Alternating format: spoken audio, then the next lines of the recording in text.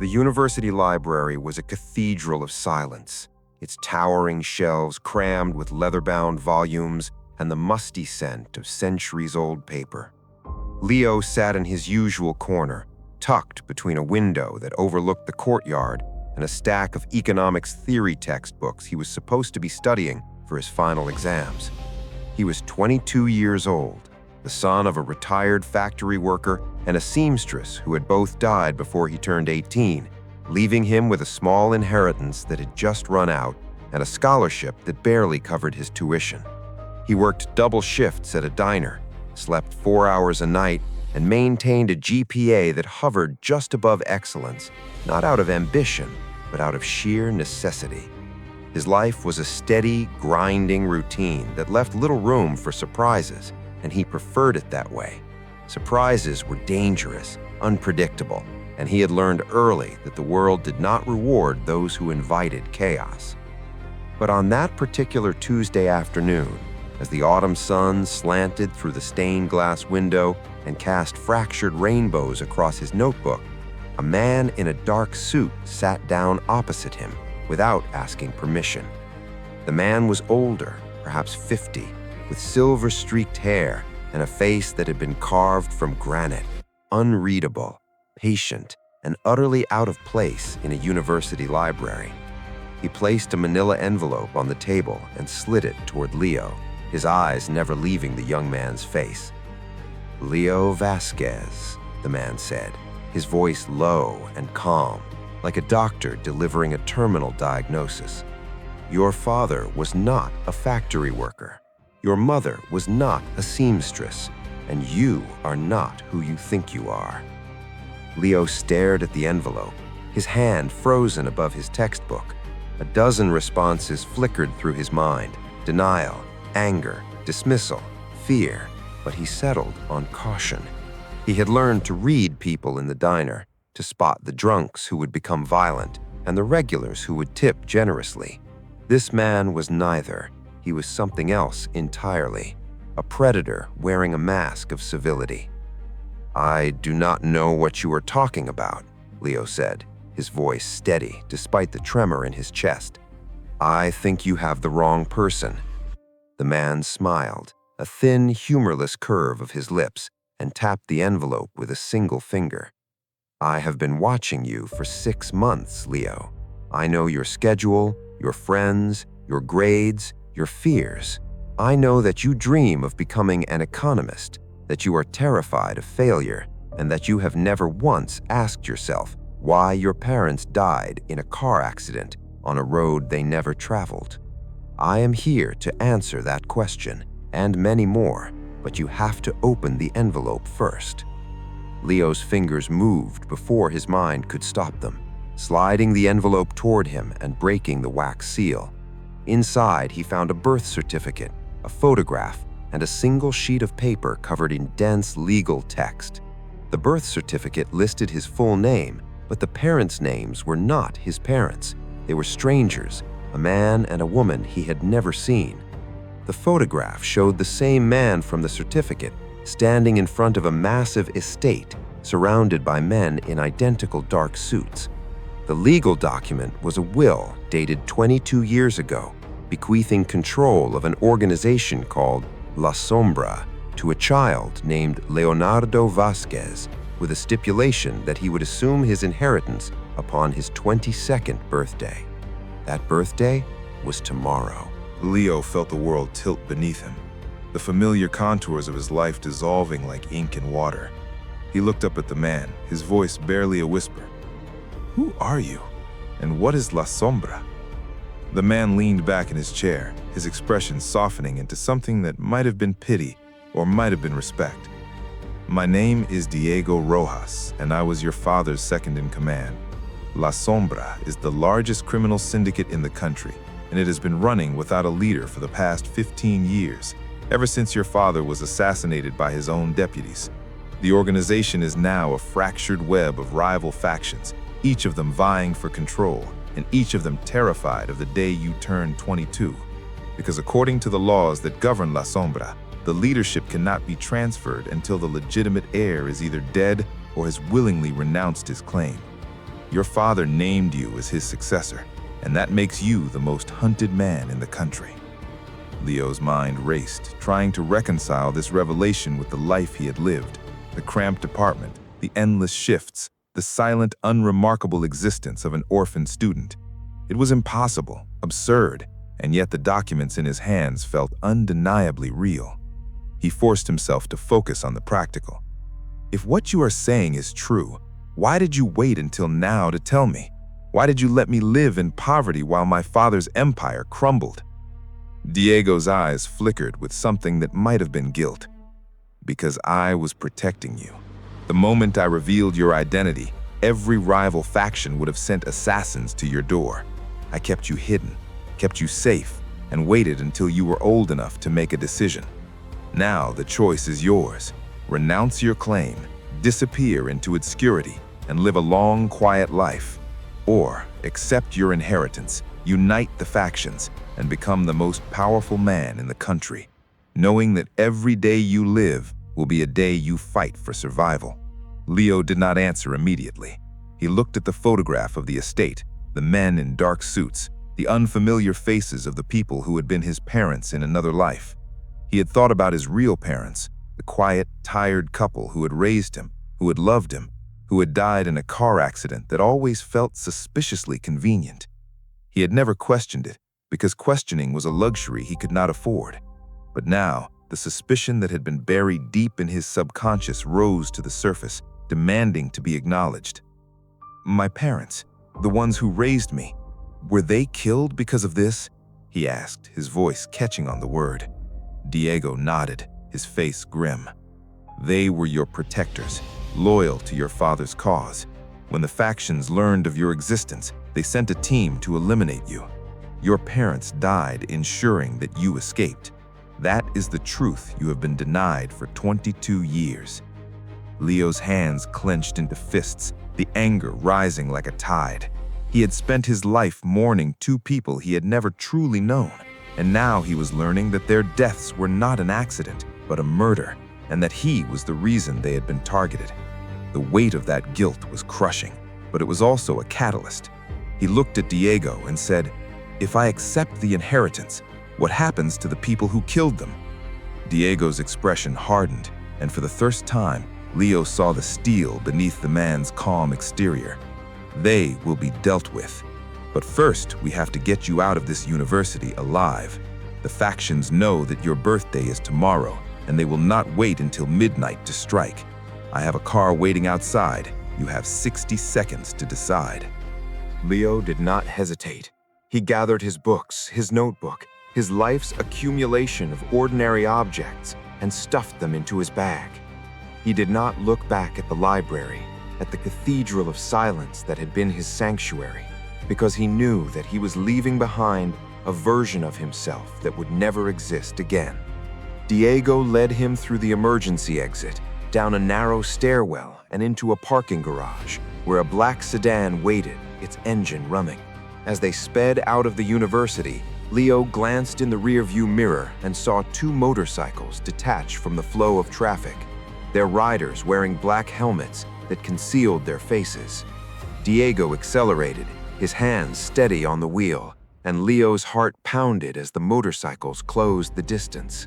"They found us faster than I expected," Diego muttered, reaching into the glove compartment and pulling out a pistol. "There is a bag in the back seat. Inside, you will find a vest and a second weapon. Put them on.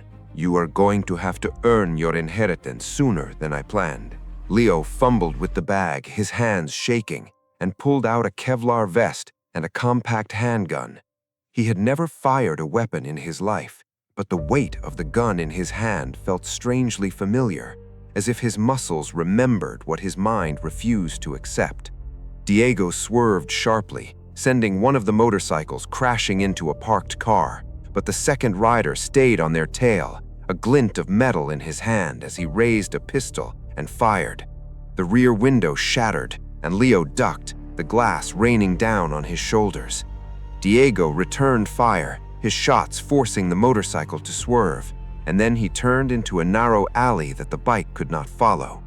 They emerged on a residential street, the sounds of pursuit fading into the distance, and Diego pulled over in front of a nondescript apartment building. "We are safe here for now," he said, his voice tight with adrenaline. "But we cannot stay long. The factions have eyes everywhere, and they will find this location within hours." Leo staggered out of the car, his legs weak, and followed Diego into the building, up 3 flights of stairs, and into a sparsely furnished apartment that smelled of dust and bleach. The windows were covered with blackout curtains, and a single table in the center of the room was covered with maps, photographs, and documents. Diego gestured for him to sit, and then spread a large map across the table, pointing to a network of locations marked in red ink. "This is La Sombra's infrastructure, shipping routes, financial accounts, safe houses, and the homes of the faction leaders who are currently vying for control. Your father built this empire from nothing, and he trusted me to keep it alive until you were ready. That time is now. Tomorrow, you will be 22, and the laws of the Syndicate will recognize you as the legitimate heir. But the factions will not accept you without a fight. We need to reach the central headquarters, the estate in the photograph, and you need to stand before the council and claim your birthright. If you hesitate for even a moment, they will tear you apart." Leo studied the map, the network of red lines that represented a world he had never known. He thought about the 2 riders who had tried to kill him, the shattering glass, the weight of the gun in his hand. He could still feel the adrenaline coursing through his veins, sharp and electric. And beneath it, a current of something else, a cold, calculating clarity that he had never experienced before. He looked at Diego and asked, "If I claim my birthright, what happens to the people who have been running the organization in my absence? The deputies who killed my father, the ones who want me dead, do they just step aside?" Diego shook his head, a grim smile playing on his lips. "No, they will try to kill you, but if you are strong enough to survive, you will have the authority to dismantle their factions, to purge the disloyal, and to rebuild La Sombra as your father intended. The power is yours, but it will cost you everything: your anonymity, your peace, and quite possibly your life." Leo looked at the pistol on the table, at his own trembling reflection in its polished metal, and he made a decision that would define the rest of his existence. "Then let's go to the estate," he said, his voice steady. "I have spent my entire life being invisible. It is time to be seen."